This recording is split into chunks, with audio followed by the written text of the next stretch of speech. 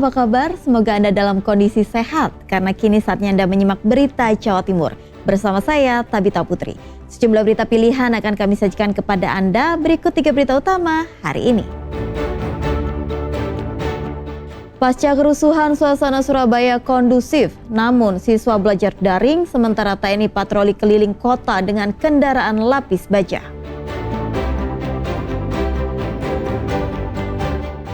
Pemuda di Probolinggo terluka parah akibat dibacok orang tak dikenal saat pawai kemerdekaan. Rawat kebersamaan dan nasionalisme, warga sebuah desa di Jombang tutup peringatan HUT kemerdekaan RI dengan pawai dan berebut tumpeng kemerdekaan.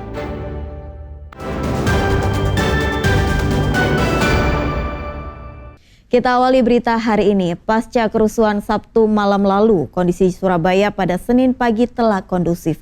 Meski demikian, sekolah di Surabaya melaksanakan kegiatan belajar mengajar secara daring. Sementara TNI menggelar patroli skala besar dengan mengerahkan kendaraan lapis baja.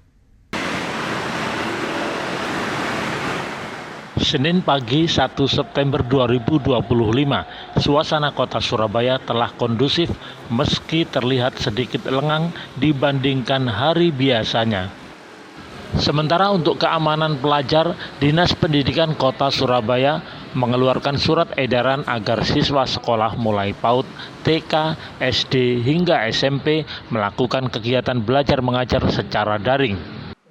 Kegiatan belajar mengajar secara daring ini mulai diberlakukan Senin 1 September 2025 hingga 4 September 2025 mendatang.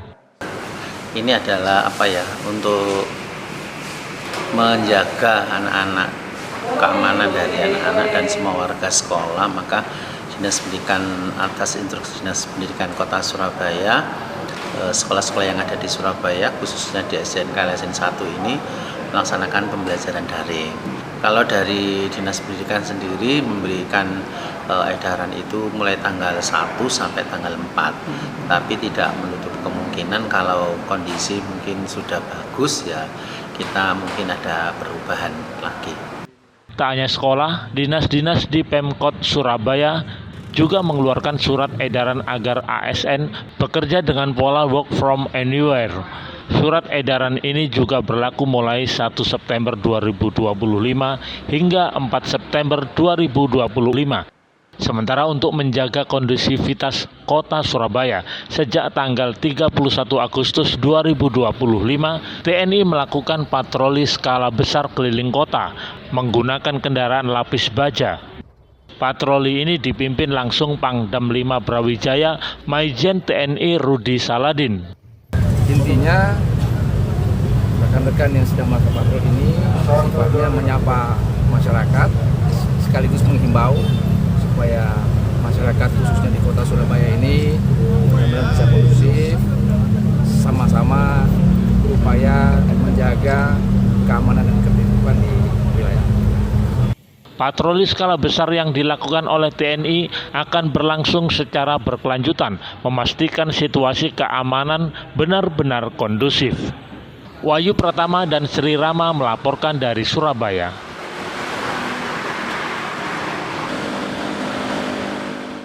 Seorang petani di Lamongan, Jawa Timur, Senin siang tewas dengan kondisi mengenaskan usai tertabrak kereta api Anjasmoro, relasi Jakarta Pasar Turi, Surabaya.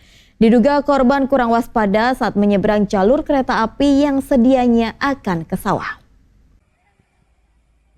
Korban tewas yakni Sarno, seorang petani warga desa Keduk Bembem Mantub, Lamongan. Korban tewas tertabrak kereta api Anjasmoro jurusan Jakarta Pasar Turi, Surabaya. Menurut keterangan warga, saat itu korban diketahui hendak menyeberang rel kereta api menuju sawah. Diduga korban kurang waspada sehingga tertabrak kereta api dari arah barat menuju timur. Korban terseret sejauh 50 meter dari titik awal kecelakaan. Dengan kondisi korban mengenaskan penuh luka di beberapa tubuhnya. Telah tertemper KA 30F pejalan kaki, korban meninggal dunia. Kereta dari mana, Mas? Dari arah Jakarta menuju ke Pasar Turi Surabaya. Kereta penumpang. Kereta penumpang. Kereta apa ya? Terus kondisi korban gimana tadi, Mas? Sudah meninggal. Korban itu warga sini atau gimana, Mas? Warga Mantuk. Dilihat dari SIM-nya. Mau kemana, Mas? Kok ke sini? Mau ke sawah. Oh, Oh, punya sawah di sini. Nyebrang berarti. Mau nyebrang rel ke arah sawah. Petugas yang datang melakukan olah TKP dan mengevakuasi tubuh korban. Guna kepentingan autopsi, jenazahnya dibawa ke Rumah Sakit Muhammadiyah Lamongan. Sapari Ranuwijaya dan Sri Rama melaporkan dari Lamongan. Sebuah gudang penyimpanan barang dagangan di Magetan ludes terbakar saat pemiliknya berwisata bersama keluarga. Dugaan sementara api berasal dari konsleting arus listrik. Mbak, aku ngidul rono nggon Pak Supar. Terus nyalon Bu, aku ki yo ndredeg ae wong nggon aku yo sik. Kebakaran ini terjadi di gudang tempat penyimpanan barang dagangan milik Titik Tarmuji, 65 tahun, warga desa Mojorejo, Kecamatan Kawedanan, Kabupaten Magetan. Besarnya kobaran api membuat warga yang tinggal di sekitar gudang panik. Warga berjibaku memadamkan api dengan alat seadanya. Namun kencangnya hembusan angin menyebabkan api terus membesar dan meluluh lantakkan isi gudang berupa barang pecah belah dan plastik.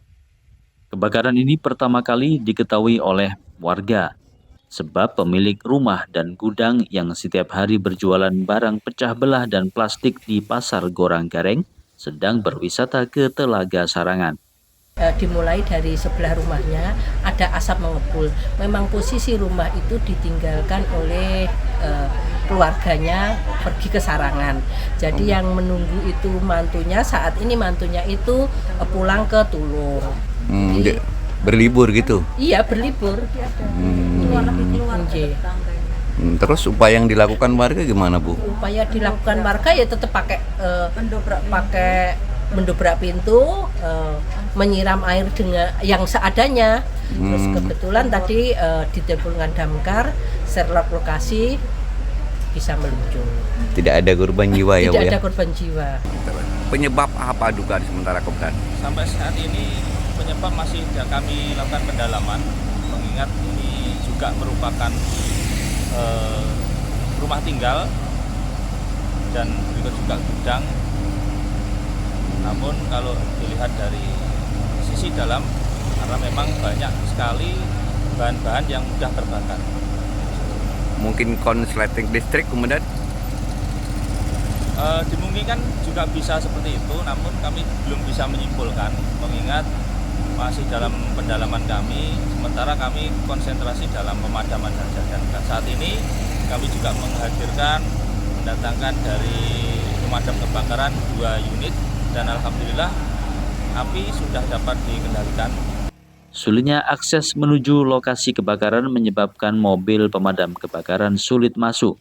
Namun berkat kerja keras petugas pemadam kebakaran, api akhirnya bisa dipadamkan setelah 1,5 jam lebih. Belum diketahui secara pasti penyebab kebakaran, namun diduga akibat korsleting arus listrik. Dirgo Suyono dan Sri Rama melaporkan dari Magetan.